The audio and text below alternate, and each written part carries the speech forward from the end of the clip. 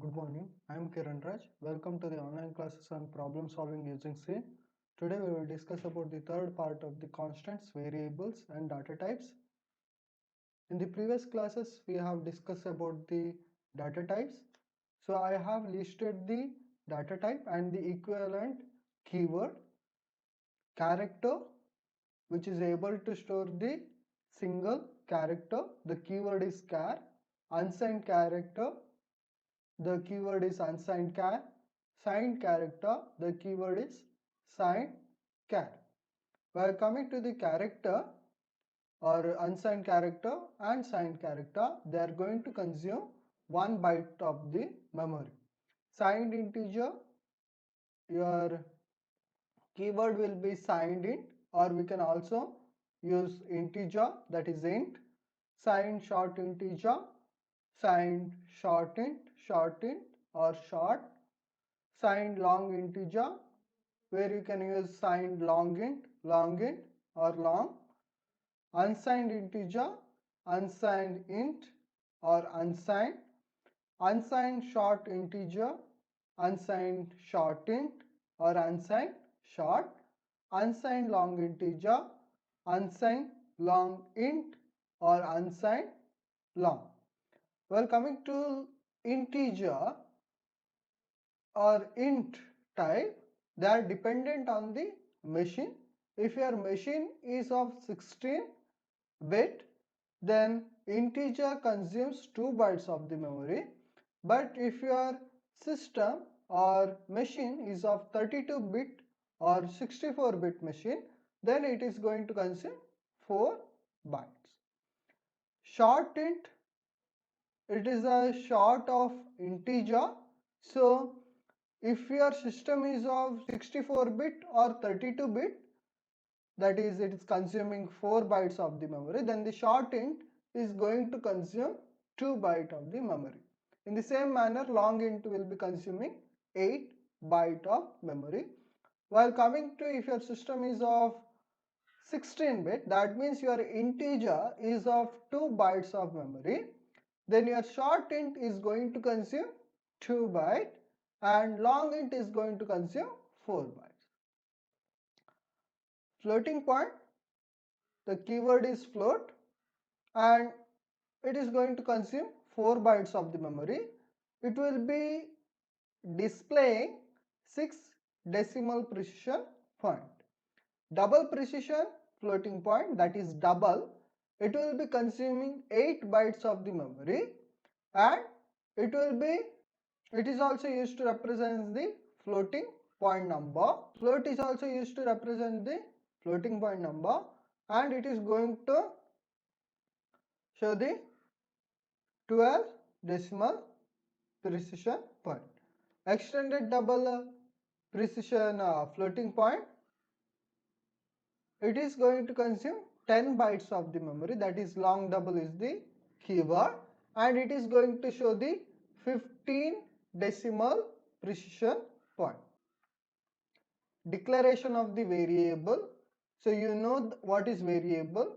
Variable is a name of the data value and variable is used to hold the certain values, right? So it is also having certain data types also.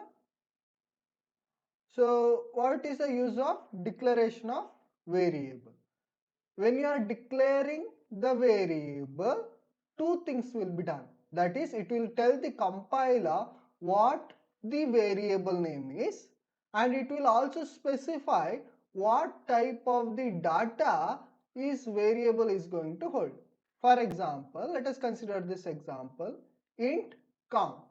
So it will tell the compiler what the variable name is. That is, it is going to tell the compiler count is one variable. That is, count is the name of the variable. Okay. Then what it is going to do?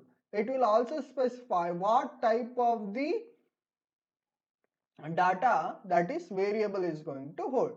Okay. So I am mentioning here int count. That means the count variable is going to hold the integer value. What is meant by integer value? Complete or whole number. And it is going to consume how much memory? It is going to consume 4 bytes of memory depending on the system, right? If it is 64 or 32-bit machine, the count is going to consume 4 bytes of memory. Declaration of variable must be done at the beginning of the statement block before they are going to be used in the program. The declaration of the variable, that is you are naming the variable or you are mentioning what the variable is, that should be done before they are going to be used. For example, int count, int number, double, ratio comma total, total is equal to number plus count. What I am doing here is I am using the expression here, that is I am doing some operation or I am performing something. But what is done at the first 3 lines? I am declaring the variable or I am telling the compiler what the count is, what the number is, or what ratio and total is. Now see this line, declaration of the variable must be done at the beginning of the statement block before they are used in the program. So what I am doing? I am doing the declaration before they are used. Yeah, before they are used. Now what will happen if I make the use of them before the declaration? Let us say that I have this line at the beginning. So what will happen? When the compiler start executing, it will execute line by line. That means first line, then the second line, then the third line, then the fourth line. If I make the expression as my first line, then what the compiler will do? Compiler will check that line. Total is equal to number plus count. But compiler at the beginning of the execution, it will be not knowing what the total is or what is the value of total, what type of data it is going to hold. In the same manner, it will be also not knowing about number and count. What is the data type of them? What are the numbers that is going to be held there? So it will be not knowing anything. So it will give you the error. But when I run first line as int count, then the int number, then the double ratio comma total, compiler will be knowing what the count is. When it executes this line, compiler will know what total is. Total is a double data type number or variable.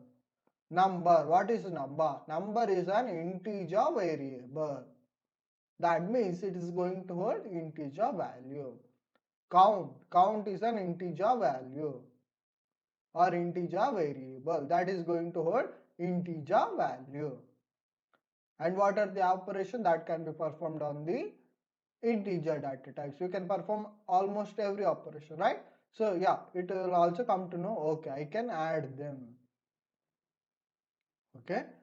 Now primary type declaration. What are the primary data type? The data types which are available with you or inbuilt data types are primary data type. Now how they are done the declaration? The syntax will be very simple. Data type followed by the variable 1, variable 2, variable 3, variable 4 till variable n. Here if you see the example, I have written int count, then I have written int number. So I can write it separately also, or let us say that if variables are of same data type,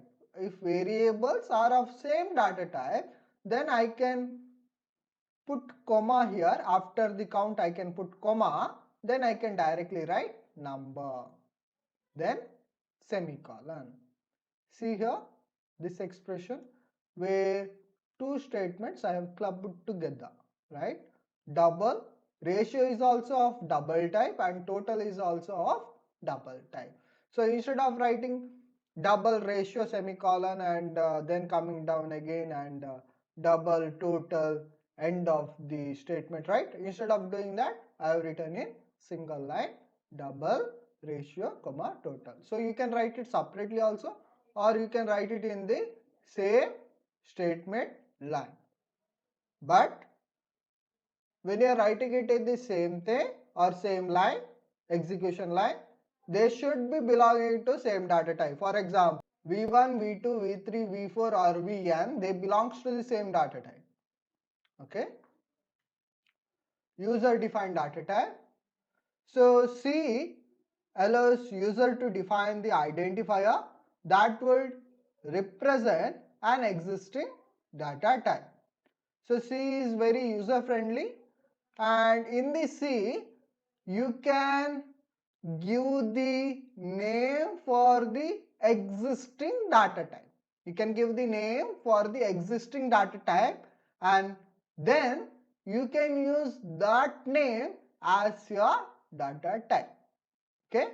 So here user defined data type can be used to declare the variables similar to your data type. How the data type is there, they are used to declare the variables, right? In the same manner, user defined data type can be also used to declare the variables. So here the general format is type def, that is type definition, then type, that is data type, then the identifier. You have the semicolon here, I have missed that. Okay. Now what is type def? Type def is a keyword, that is type definition. Whenever you want to create the user defined data type, you are going to use the type def. Then type, that is existing data type. So here you are only going to represent the existing data type. You are not going to create new data type. You are going to represent. That means you are giving just another name for the existing data type. I'll explain that in the example. Okay. So data type is the existing data type. Which are the existing data type? You have long, you have integer, you have float, you have character, you have unsigned, you have sign, right? They are the existing data type. Identifier is a new name that is given to that particular data type. For example, instead of int, you are calling it something else.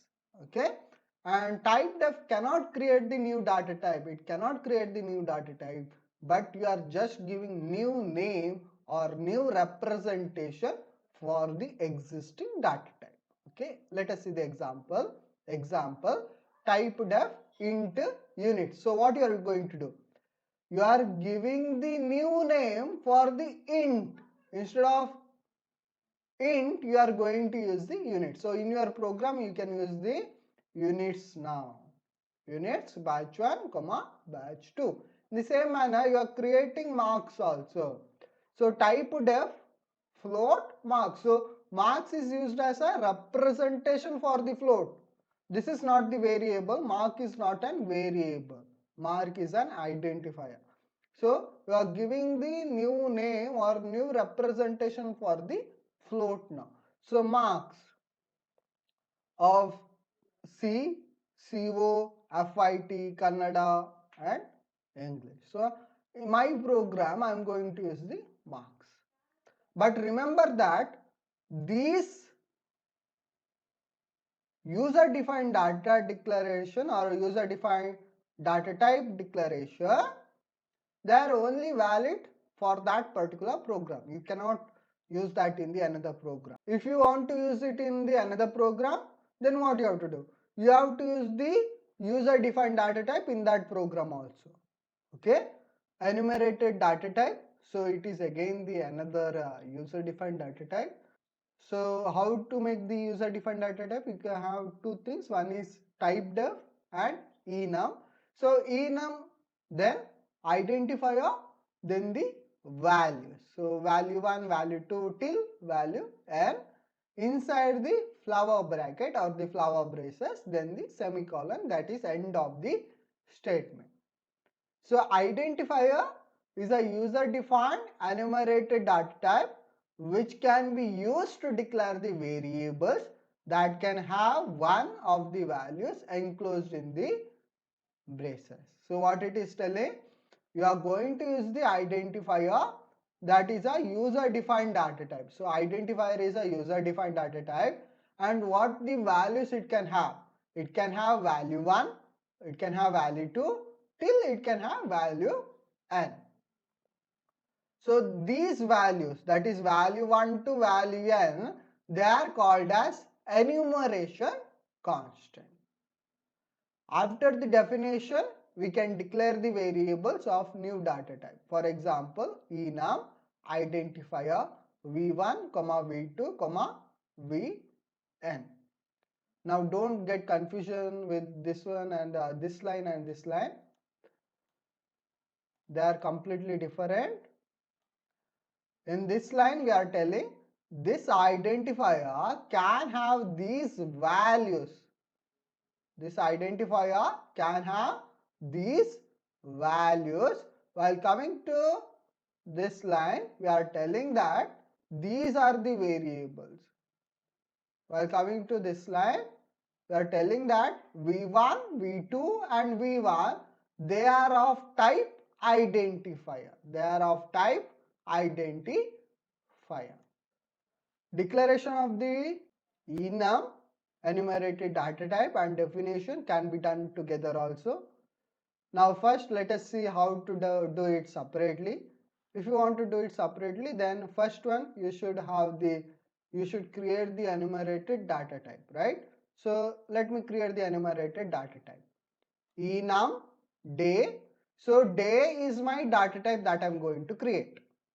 And what are the values it can hold? It can hold Monday, Tuesday, Wednesday, Thursday, Friday, Saturday, Sunday.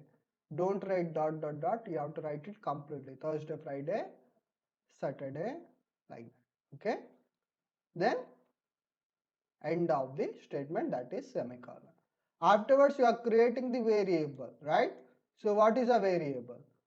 Enum day, week start, that is week st, and week end. So week st and weekend are the variables, and Monday, Tuesday, Wednesday, Thursday, Friday, Saturday, Sunday are the values. These are the variables and these are the values. So that means what? Week start can hold Monday, or it can hold Tuesday, or it can hold till Sunday. It cannot hold other things.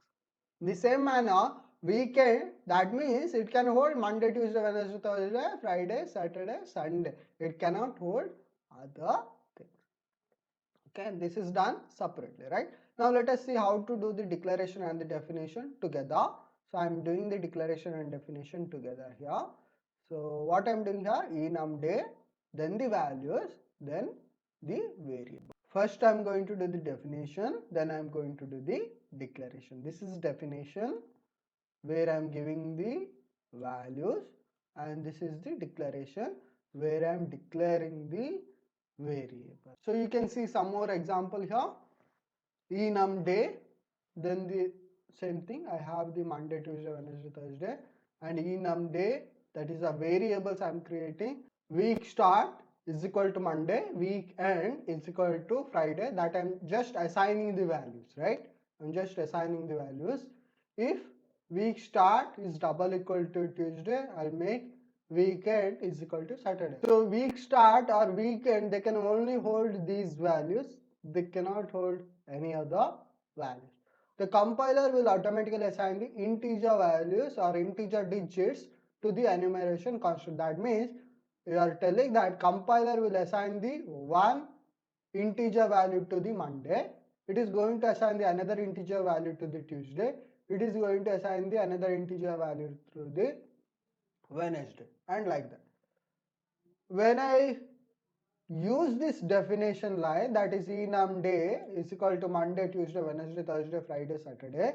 If I am not explicitly specifying the values, then the starting enum enumeration constant value is going to start with 0. So Monday will be having 0 integer value, so it is having 0 representing 0, and Tuesday will be representing 1, then the Wednesday 2, and Thursday 3, Friday 4, Saturday 5, and Sunday 6. But when I explicitly specify the value, for example like this, Monday is equal to 1, then Tuesday is going to be 2, Wednesday is going to be 3, 4, 5, 6 and 7. Again, I can specify multiple values also. For example, Monday will be 0, Tuesday will be 1, Wednesday will be 5 because I am explicitly mentioning, and Thursday will be continuation of that one. That is 5 plus 1, it will be 6. Friday will be 10, Saturday will be 10 plus 1, that is 11, Sunday will be 12. Declaration of storage classes. A storage class is similar to qualifier, that is your short and the long. Now variables in C not only have the data type but also have the storage class, and storage class provides the information about their locality and the visibility. Locality means where it belongs, and visibility means what is the validity or to which function they are accessible. Okay, locality means where it belongs, and visibility, that is where it is accessible or how it is accessible, like, and where it will be present. Okay, so you have 4 storage classes are present, that is auto, register, static and extra. So here it is used with your data type. So auto is used with your integer, right? Similar manner, it is not only auto but you can use register also, static also and extern also. In the same manner, for the character also you can use auto, register, static and the extra. They are going to just work as your qualifier. How the qualifiers short and long are present in your integer data type. The same manner, auto, register, static and external, they are the qualifier, that is storage class, that are applicable to primary data types. When I say primary data types, we know that which are the primary data types, right? So it belongs to everything. Now let us see about the storage class in C. So let us see about first one, auto. The storage is done in stack, and the initial value of the auto is garbage value, and the scope, that is where it will be present or what is the visibility of it, it is only visible or it is only valid in that particular statement block. And what is the lifetime of the that particular variable? The lifetime is also belongs to that particular data block. While coming to the extern, the storage is done at the data segment. The initial value is 0. But extern, you can also call it as global variable, and the global variables or the external variables, their scope or their valid is to the complete program. So global multiple files. So it is valid to the multiple blocks, it is valid to all the function that is available in your particular program. And what is the lifetime? The lifetime is end of the program. Till you are there in the program, it has certain validity. But what about auto or the local variables? As soon as you come out of that particular function block or the statement block, their validity or their scope will going to end. Okay, now let us see about static. Again, storage is in the data segment and the initial value will be 0, and its validity is similar to your local variable or your auto. Their only scope or valid in that particular statement block or in that particular function where it is declared. Okay, or where it can be used, right? So only in that particular statement block or in the function block. But what about lifetime? Their lifetime is till the end of the execution of the program.